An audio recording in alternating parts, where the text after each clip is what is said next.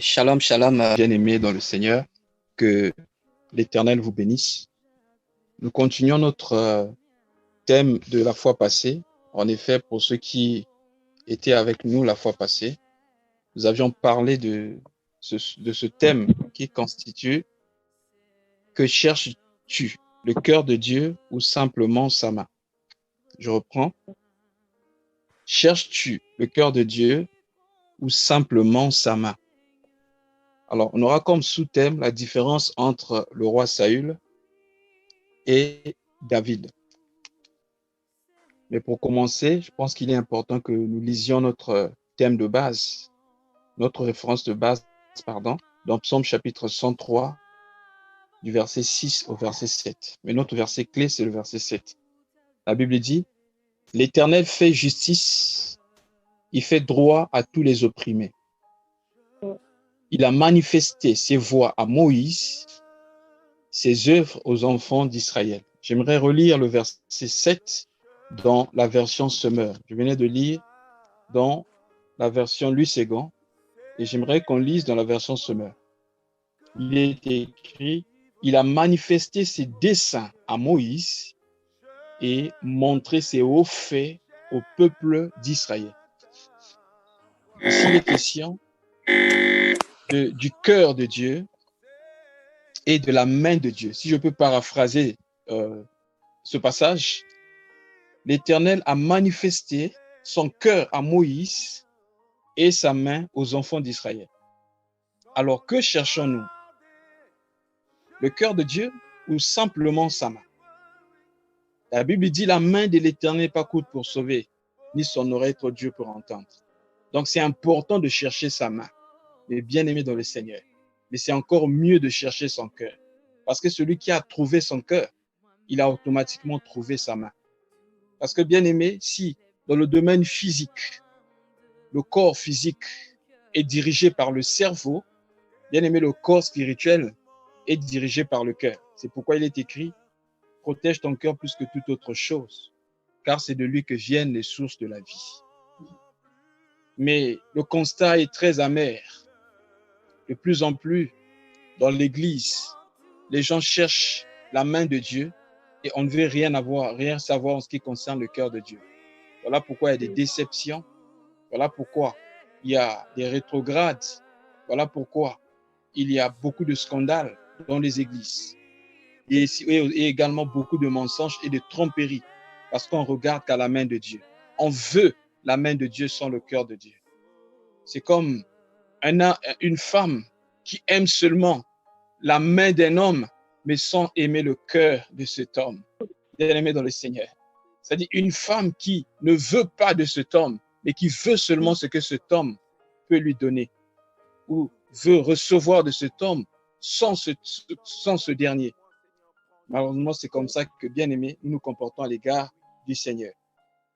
Et de plus en plus, les gens aiment les messages du genre, viens à Jésus, tu auras,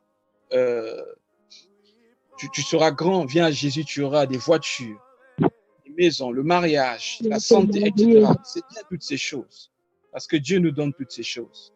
Et bien aimé dans le Seigneur, le plus important, c'est le cœur de Dieu. Donc, par rapport à Moïse et plutôt par rapport à Saül et David, nous allons ici voir la différence entre Saül et David, et les conséquences de celui qui cherche simplement la main de Dieu sans pourtant regarder au cœur de Dieu. Pour ceux qui étaient là la fois passée, nous avions dit que le fait de chercher la main de Dieu sans chercher le cœur de Dieu, bien aimé, peut nous pousser, bien aimé, à prier pour des sujets pour lesquels Dieu n'exaucera jamais parce que nous ne connaissons pas sa volonté. Alors que la Bible dit, si nous connaissons sa volonté, nous savons que nous recevons déjà ce que nous lui demandons. En tout cas, le Seigneur Jésus a dit, quand vous priez, si vous avez la foi, lorsque vous demandez, croyez que vous l'avez déjà reçu et vous le verrez s'accomplir. Pour quel sujet?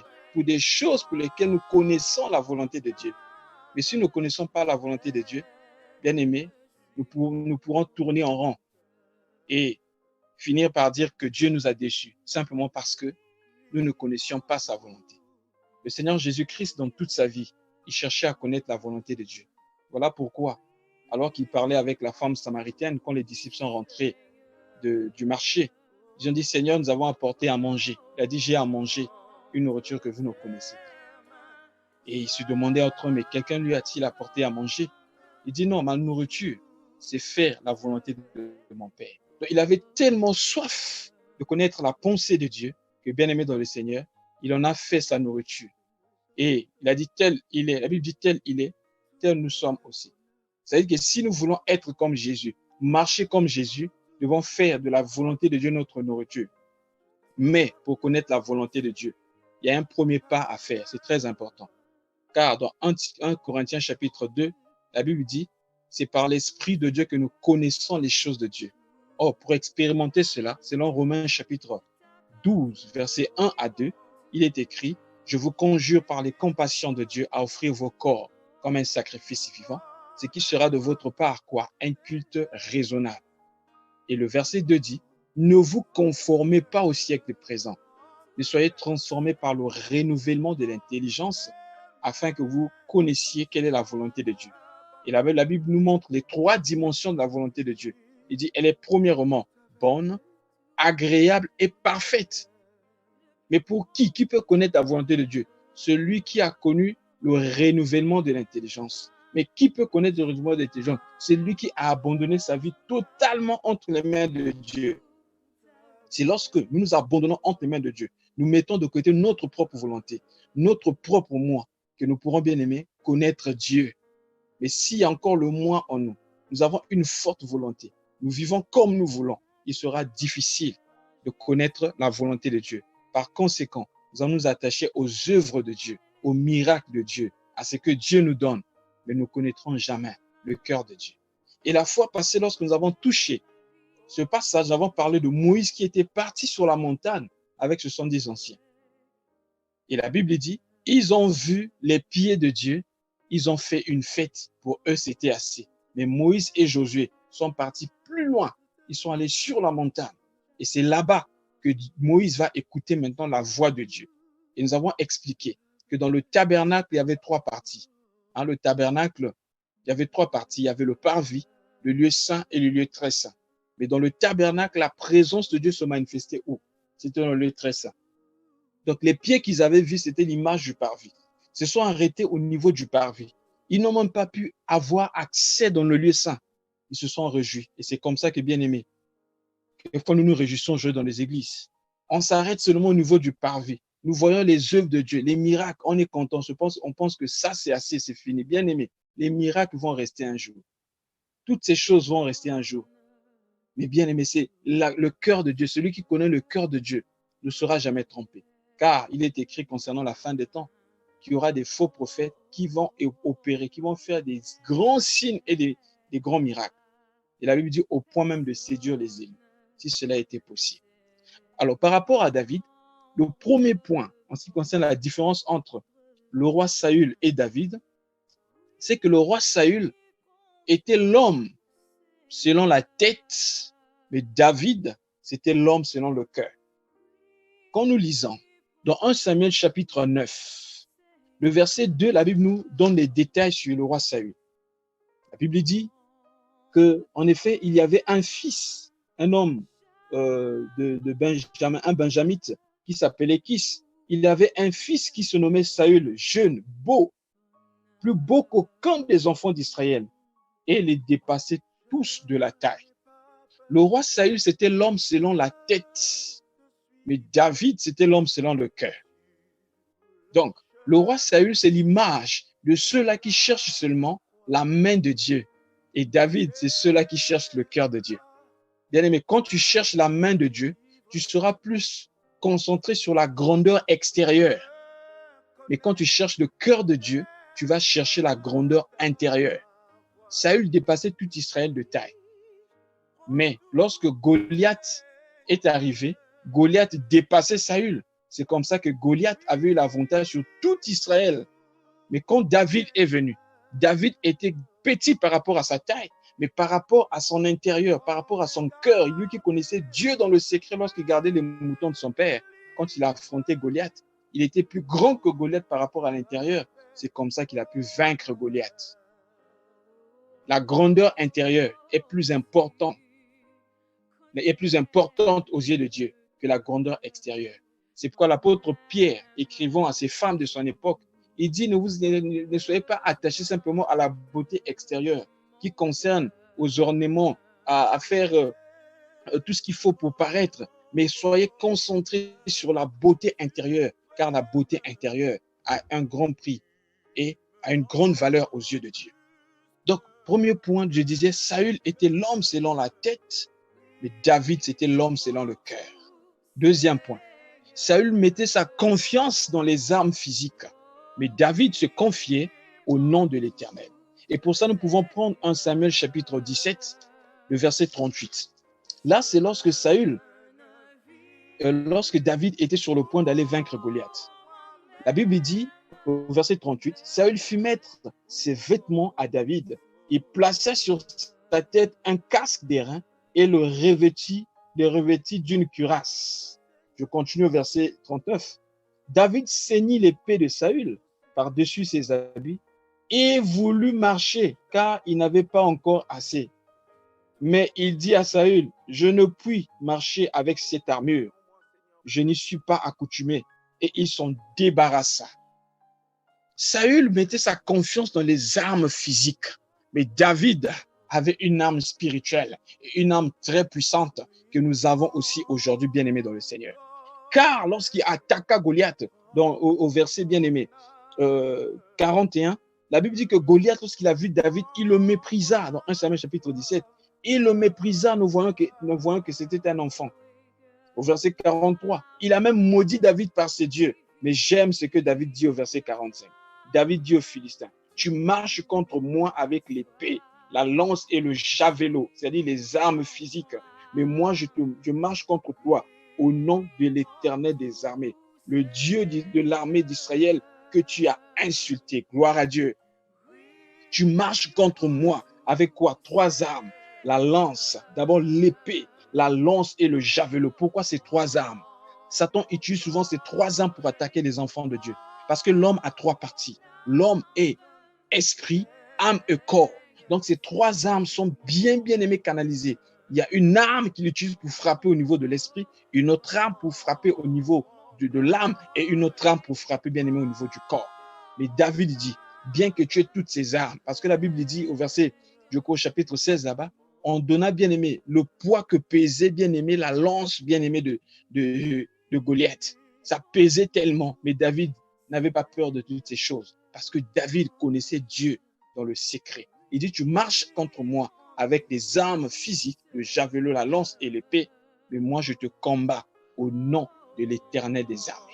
Et pour nous, il y a un nom qui nous a été donné. Selon Philippiens chapitre 2, si nous lisons du verset 5 jusqu'au verset 11, la Bible dit qu'il simulia, il a pris la forme humaine. Et le verset 9 dit, c'est pourquoi Dieu a souverainement élevé Jésus-Christ et lui a donné le nom qui est au-dessus de tout nom, afin qu'au nom de Jésus, tout genou fléchisse dans les cieux, sur la terre et sous la terre. Et tout nom confesse que Jésus-Christ est Seigneur. Bien-aimé, il y a un nom qui fait trembler les puissances des ténèbres. Il y a un nom qui fait trembler l'enfer, bien-aimé. C'est le nom de Jésus. Quand ce nom est prononcé par celui qui est en communion avec Jésus, bien-aimé, les choses se passent au niveau spirituel. Et aucun démon ne peut résister devant le nom de Jésus. Je ne suis pas en train de dire le nom au nom du Père, Fils, Saint-Esprit. Non, bien-aimé, si tu te places devant quelqu'un, tu dis à un démon, je te chasse au nom du Père, Fils, Saint-Esprit, le démon ne partira pas. Mais si tu dis au nom de Jésus-Christ, bien-aimé, le démon va partir. Et il faut que tu sois en contact avec ce Jésus-là. Ce n'est pas bien-aimé, comme les fils de Sheva dans le livre des Actes des Apôtres, qui voulaient chasser un démon au nom de Jésus que Paul prêche. Et la Bible dit, le démon avait pris bien-aimé de l'avantage sur ces gens, au point où ils sont sortis de là avec des plaies et nus. Pourquoi? Parce qu'ils voulaient chasser un démon au nom de Jésus qu'ils ne connaissaient pas. C'est pourquoi nous devons connaître Dieu de façon intime, de façon personnelle, avoir une relation intime avec ce Jésus. Lorsque nous allons nous lever et parler au nom de Jésus, bien-aimé dans le Seigneur, aucun nom, aucune puissance, aucun homme ne pourra résister. Donc David mettait sa confiance dans son arme spirituelle qu'il avait, parce que bien-aimé, le combat n'est pas physique.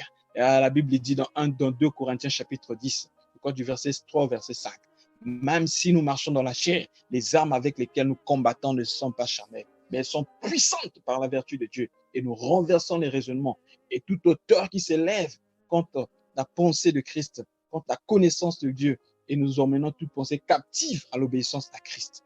Frère, sœur, tu as une arme très puissante, frère. Le nom de Jésus est une tour forte. Le nom de Jésus protège. Le nom de Jésus sauve. Et la Bible dit, il n'y a aucun autre nom qui nous a été donné sous le ciel auquel les hommes doivent être sauvés. C'est le seul nom bien-aimé qui nous donne accès à Dieu. Alléluia. 1 Timothée chapitre 2, verset 8, chapitre 2, verset 5. Il y a un seul Dieu et aussi un seul médiateur entre Dieu et les hommes, Jésus-Christ homme. Bien-aimé, pour aller vers le véritable Dieu, il n'y a qu'un seul chemin. Jean 14, verset 6. Je suis le chemin, la vérité et la vie. Nul ne peut aller au Père sans passer par moi. Tu ne peux pas aller à Dieu en passant par Marie, en passant par Branham, en passant par n'importe quel prophète. Et il n'y a que le nom de Jésus. Il n'y a que Jésus-Christ. C'est pourquoi il a dit dans Jean 14, versets 13 à 14, tout ce que vous demanderez en mon nom, je le ferai. Parce que, bien-aimé, lui, il est mort pour toi. C'est lui qui a traversé le tabernacle céleste. C'est lui qui a pris ta place. Et c'est lui qui t'a réconcilié avec le Père. Voilà pourquoi il a dit lui-même, nul ne connaît le Père si ce n'est le Fils, et le Fils si ce n'est le Père. Lorsque Dieu regarde la terre, Dieu ne voit que Christ. Si tu as Christ en toi, alors Dieu va te répondre. C'est comme Jacob et Ésaü. Jacob, bien-aimé, devait s'approcher de son père. Mais lorsque bien-aimé s'approcha de son père, il était obligé de se revêtir de son grand frère Ésaü. Il devait porter les habits de son grand frère. Parce que, bien-aimé, pour s'approcher du Père, tu dois être revêtu, bien-aimé, de ton grand frère qui est Jésus-Christ. C'est en Christ que nous pouvons nous approcher de Dieu. Sans Christ, bien-aimé, il n'y a pas de route vers Dieu. Donc, nous avons une arme puissante. Ne crains plus. Quand tu as des problèmes, invoque ce nom. Il est écrit, quiconque invoquera le nom du Seigneur sera sauvé. Déclare au nom de Jésus des choses. Déclare au nom de Jésus ce que tu vas voir, bien-aimé. Tu verras que le chemin va s'ouvrir. Le troisième point. Le roi Saül avait peur d'être frappé par Dieu, mais David avait peur de frapper le cœur de Dieu. Je reprends. La troisième différence. Le roi Saül avait peur d'être frappé par Dieu, mais David avait peur de frapper le cœur de Dieu. Il y a deux sortes de peur. La peur d'être frappé par Dieu, c'est-à-dire tu refuses de pécher ou de faire quelque chose de peur que Dieu te frappe. Mais il y a une autre peur, de frapper le cœur de Dieu. Oh bien-aimé, c'est ce type bien-aimé de peur qu'avait Joseph lorsqu'il refusa de commettre l'adultère, lorsqu'il refusa d'aller avec la femme de son maître Potiphar. Il dit, comment commettrais-je un si grand péché devant Dieu? Il avait peur de frapper le cœur de Dieu. Bien-aimé, souvent certaines personnes ont peur de pécher parce qu'ils se disent que, si je pêche, certainement les choses ne vont plus bien marcher. Si je pêche, je vais peut-être tomber malade. Si je pêche, ma réputation sera gâtée. Si je pêche, peut-être que Dieu va me frapper. Bien-aimé, cette façon de faire peut te pousser à pécher un jour. Mais si tu veux pas pécher, parce que tu sais que tu as été sauvé à un grand prix et que lorsque tu pêches, tu crucifies de nouveau le Seigneur, alors tu ne vas pas pécher. C'est-à-dire que tu auras peur de pécher parce que tu ne veux pas attrister le cœur de Dieu. Éphésiens 4:30, n'attristez pas le Saint-Esprit qui vous a été donné comme gage. Lorsque nous péchons, nous attristons l'Esprit. Et par conséquent, tu auras peur d'attrister le cœur de Dieu. Quatrième point. Le roi Saül était concentré sur l'honneur des hommes, mais David cherchait toujours l'honneur de Dieu.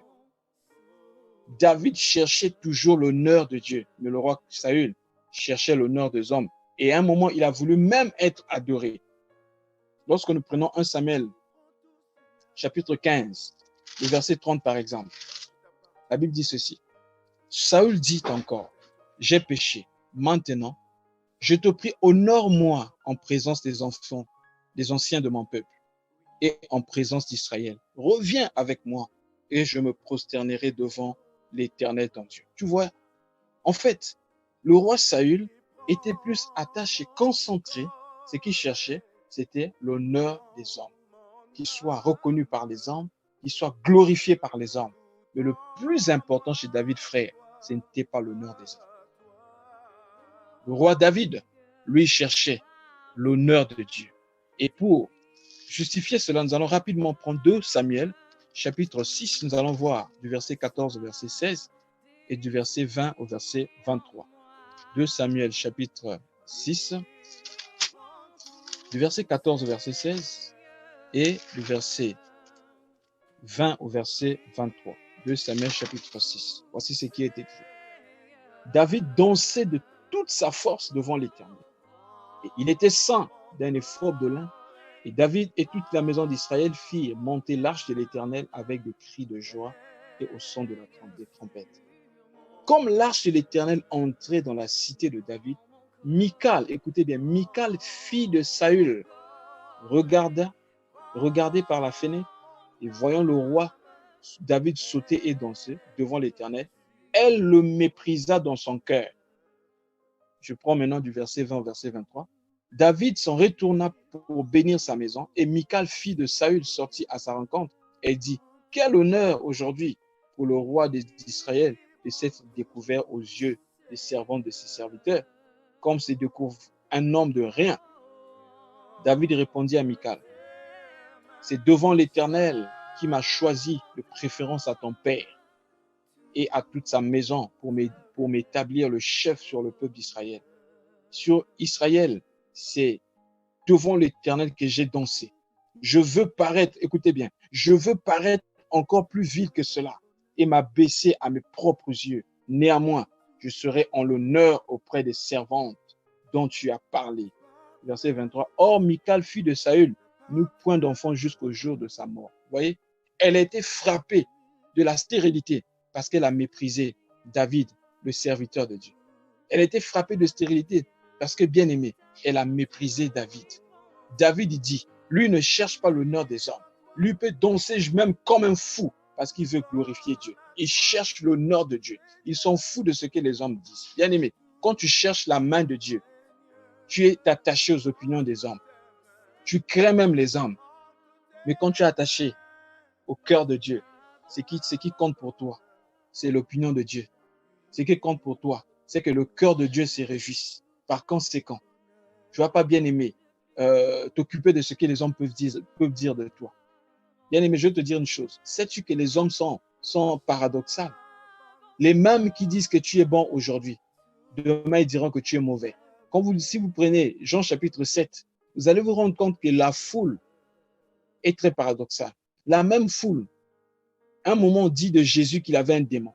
La même foule dit de Jésus qu'il est possédé. La même foule a fini par l'appeler prophète et fils de David. Et le prophète qui allait venir. Pourquoi? Les hommes changent, mais Dieu ne change pas. Voilà pourquoi. Le témoignage de Dieu est plus grand que le témoignage des hommes.